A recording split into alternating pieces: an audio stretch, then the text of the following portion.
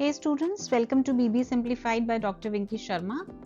In today's class, we begin with a new subject, business organization and ethics. We will be completing this marathon class and covering all the 5 units in the syllabus. The first unit of business organization and ethics deals with introduction to business and business organization. This unit will help you understand the fundamentals of what business actually means, why business exists, and how it forms the backbone of any economy. So let's get started with the meaning, definition, essentials, and scope of business. So first, what do we mean by business? Business refers to any economic activity that involves the continuous and regular production, purchase, and sale of goods and services with the primary motive of earning profit. The key words here are that one, it is an economic activity which is continuous in nature. Second, it deals with production, distribution, and sale of goods and services. It also talks about earning profits, so it involves risk, and the motive is to provide goods and services to the society. So let's understand it with an example. There's a shopkeeper who sells the groceries daily. A person running an online clothing store or a company like Dabur producing FMCG goods, these all are businesses because their primary aim is to provide the goods and services and to earn profit. For example, I have written here Tata Motors producing vehicles, local bakeries selling the cakes. So they are providing the goods and services with a motive to earn the profit, and it is always a continuous economic activity. Now we will look at different authors who have defined business in different ways. We first talk about Professor L.H. Haney. He said that business is a human activity directed towards producing or acquiring the wealth through buying and selling goods.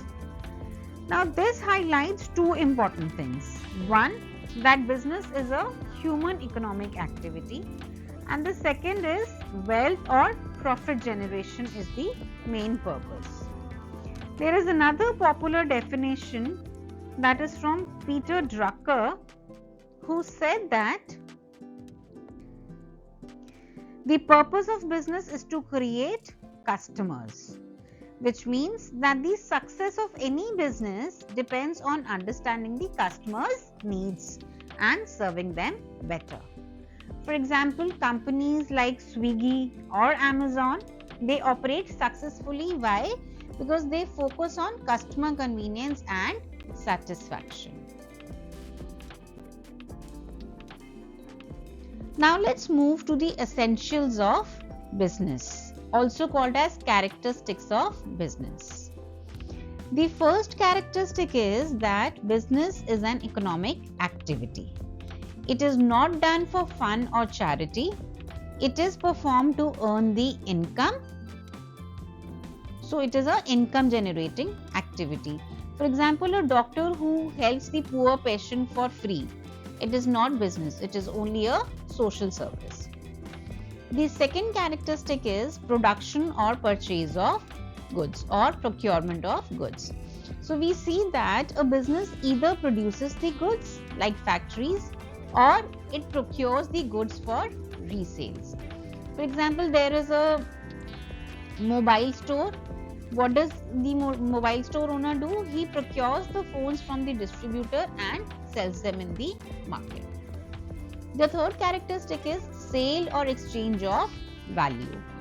So there must be an exchange of goods or services for this value called money. The next one is the regular dealings. One-time sale is not business. There has to be regularity and continuous operation. That only makes it called business. The next one is profit motive. So we say that profit is the reward for taking the business risk. The business owner is taking the risk, so he gets a reward, that is profit. Then we also talk about risk and uncertainty as one of the characteristics of business. So we say that every business faces the risk of competition, losses, market changes. Like during COVID, we had seen that many offline businesses, they had suffered the losses, while the online business grew drastically during that time. The next characteristic is customer satisfaction. We here talk about the modern businesses that focuses on satisfying the customers, because customers decide the success of any business. And finally, the legal and ethical framework. Any business that you do has to be legal and should come under ethical practices.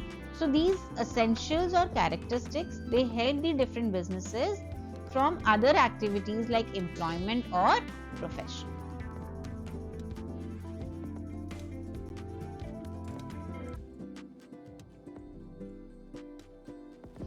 Now we look at the classification of activities, or we also call it as scope of business. This scope of business is very wide because it includes all the activities that support the flow of goods from the producer to the consumer. So this scope can be divided into three major parts. The first is industry. We say that industry is involved in production or processing of goods. So it includes manufacturing, mining, agriculture, construction. When we talk about industries, there are primary industries, secondary industries and tertiary industries. We all have understood this concept of industry in the subject economics. So we already know that primary industry includes agriculture and mining, secondary includes manufacturing and construction, and tertiary is all about service industry. Right? So for example, steel industries or Tata Steels when we talk about, or automobile industry, we have Hyundai, Tata Motors. If we talk about agriculture, then we have sugar mills, dairy farms. They all are example of these industries. The second classification happens that is called as commerce. This commerce ensures smooth distribution of goods. It includes trade and aids to trade. This trade includes wholesale as well as retail, and aids to trade include transport, warehousing, banking, insurance, advertising, communications.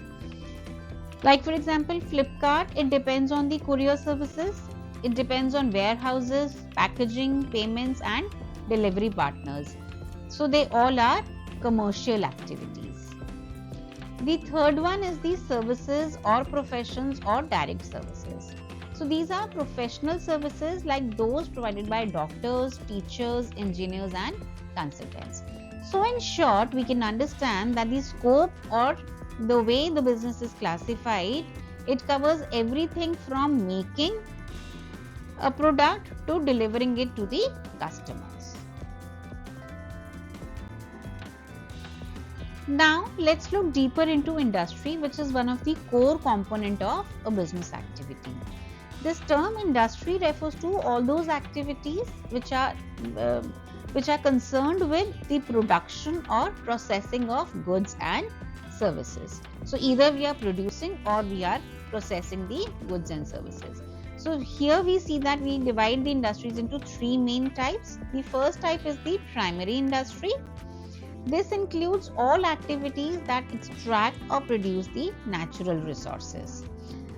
Example includes agriculture, fishing, mining, forestry, right? For example, Coal India extract coals, or ITC sourcing tobacco and agricultural products. Secondary industry, these industries take the raw material from the primary industry and convert them into the finished goods. So it includes manufacturing and construction. Like Maruti Suzuki, it assembles the cars, Britannia manufacturing biscuits, or Tata Steel converting iron into steel sheets. And then the third one is the tertiary industry. These are service industry which supports the primary and secondary sectors. It includes banking, insurance, transport, tourism, and IT industries. For example, we see Infosys, it provides IT solutions, or Indigo Airlines offering transport services. So, understanding these types of industries helps us see that how different sectors work together to form an economy. Now, let's understand the term commerce. So, we see that after the goods are produced, they must reach to the consumers, and that process is known as commerce. So, this commerce includes all the activities that facilitate the distribution of goods from the producers to the consumers. We see that commerce can be divided into two parts. The first part is the trade and the second part is aids to trade. Now, what is trade? Trade is buying and selling of goods. This may be domestic, that is within India, or it could be a foreign trade. And others are aids to trade. So these are supporting activities that make the transport or trade possible. So for example, when we talk about transport, it helps in moving the goods. Warehousing, it helps in storing the goods. Insurance, it helps in giving the protection of those goods. Banking provides the financing facilities. Advertising promotes products. So these are some of the factors that comes under the domain of commerce. For example, when you order a phone on Amazon, so this warehouse stores it, the courier company delivers it, the bank processes your payment, and advertising made you aware of it. So this entire chain is a part of nothing but commerce. Let's now take a closer look to trade, which is a central to any business. So trade simply means buying or selling of goods. It is divided into home trades and foreign trades. Home trade is trade within the country. So it includes wholesale trade like selling in bulk to the retailers, or it includes retail trade like selling in smaller quantities to the consumers. Like Metro Cash and Carry sells in bulk, retailers like Big Bazaar sell it to consumers. Then the next one is the foreign trade. It talks about, or it includes imports, which is bringing goods into India like petroleum. Export, that is sending Indian goods abroad, for example textile. And entreport, that is importing goods and then re-exporting them. So this classifications helps us understand that how trade connects the producers and the consumers across the borders as well. Now let's understand what is business organization. This is the most important part of the subject. Having understood the terminologies, now we come on to the actual business organization. So it is said that business organization refers to the structured arrangement of people, resources, and activities that come together to achieve the business goals. So in simple words, it is the framework within which the entire business operates. It includes planning the business activities, organizing workforce, allocating the resources, coordinating departments, and achieving goals. For example, in a company like Reliance, different departments such as production, finance, HR, marketing, and logistics, they work in a coordinated way. So this coordination forms the business organization. Now we look at the definitions of business organization. We say that business organization, it has been defined in many ways. A simple definition is that business organization is the process of combining men, material, money, and machine to achieve its objectives. Another way to understand is that a business organization is the systematic arrangement of activities and resources that ensures efficiency and goal achievement. For example, setting up a new bakery, what all would it require? It will require arranging the ingredients, that is nothing but material. hiring bakers, that is manpower, buying ovens, that is your machinery, and investing the capital, that is money. So these 4 M's makes business organization, and bringing all those together in a planned manner is nothing but business organization. Now, having understood what business organization is, we will now understand that what are its characters. First, we say that it is a combination of resources. So, an organization combines human, financial and physical resources to make it business organization. Next is division of work. Tasks are divided among the departments and employees, like production makes the product, marketing promotes it. Coordination, a business works smoothly only when all the departments work in harmony. It is goal oriented, whereas everything is done to achieve the business objective, and which is nothing but earning the profit, growth or customer satisfaction. Then we say that it is a continuous process and it is not a one-time activity. So it continues throughout the life of the business. Next is adaptability. A good business organization adapts to changes in the market and technology. Like retailers, when they had shifted from offline stores to digital platforms, we have Blinkit, we have Zeptos. So these characteristics, they define how an organization functions effectively. Now let's move to the important slide, that is objectives of business organization.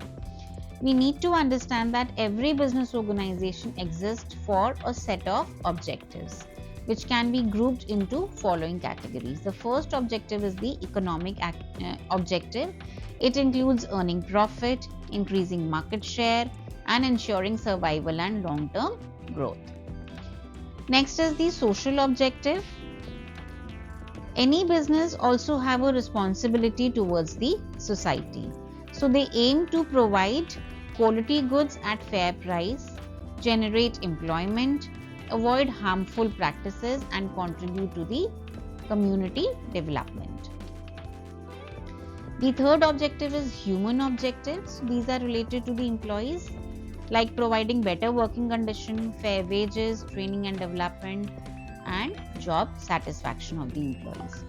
The fourth objective is the national objective. Any business, it contributes to the nation by paying the tax, by helping the GDP growth, by encouraging industrial development. Thus, business organization is not just about making profit, it supports the society, employees and the nation all together. To understand the modern business, we must know how it evolved. So when we talk about the evolution of business organization, it has actually evolved over different phases. The first phase is the early trading era. This was the period of simple exchange systems or barter systems. There were small shops and cottage industries dominated here. Like there were local potters, weavers, farmers, they exchanged their goods directly. Then second phase came from 1760 to 1840. A major transformation took place with the invention of machines here. So there were factory system emerged, there was mass production, transportation improved and employment increased. Like textile industries in Britain and later industries in Tata in India has come up during this period. The third phase is called as corporate era from 1900s to 2000. There were large companies emerged during this phase. So there was a formation of joint stock companies, MNCs expanded, scientific management introduced and professional managers replaced the family run businesses. And finally the fourth phase, which is digital and knowledge era from 2000s to present. It is a modern business era that relies on technology and automation, e-commerce, digital payments, artificial intelligence, global competition. For example, when we talk about Amazon, Flipkart, Swiggy, Paytm, they all are products of this digital era. So this evolution shows that how business continuously adapts to the society and technology. Modern business is very different from the traditional business. Its key characteristics include technology-driven operations. That is, businesses use digital tools like ERP systems, CRM softwares, and cloud platforms. Then next is the global market. So this globalization, companies operate across the borders like McDonald's, Samsung, Amazon.